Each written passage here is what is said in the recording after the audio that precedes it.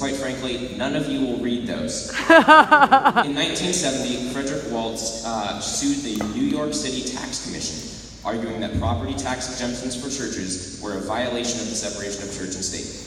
However, the Supreme Court did not agree.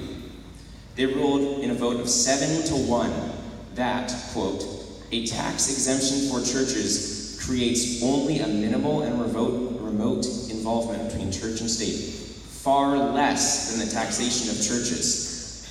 An exemption restricts the fiscal relationship between church and state and tends to complement and reinforce the desired separation, insulating each from the other. Amen. Yeah. Look at the logic of this statement. There are many ways that the welfare system is inefficient. There are problems with it anywhere, everywhere. We should abolish it. Does anyone think that makes sense seriously, not as a joke? Nope. Exactly. Abolishing this simply for the reason that it is sometimes taken advantage of is absurd and ridiculous. Certainly there are flaws with how it impacts churches, but we should not destroy a system simply because it has flaws. That would basically mean that we have to destroy every system in the world. Much of the reasoning for this bill consists of a belief that not only would the government do and use church money better, that we also have a right to church money.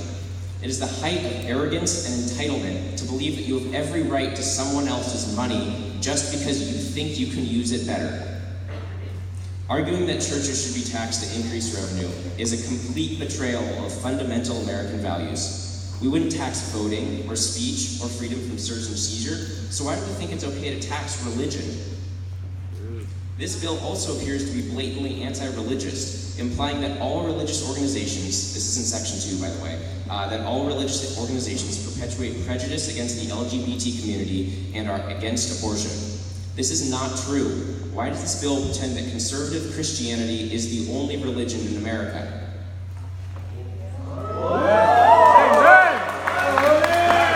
Additionally, this stipulates that states and local governments must tax churches, and if they don't, they will lose all federal funding forever. This punishment is vastly out of proportion with the intended goals. I urge you to vote to preserve fundamental American liberties, vote according to what the Supreme Court has already decided, and vote against a bill that attempts to attack religion under the guise of fairness. Thank you. Yeah! Oh my God! Calder!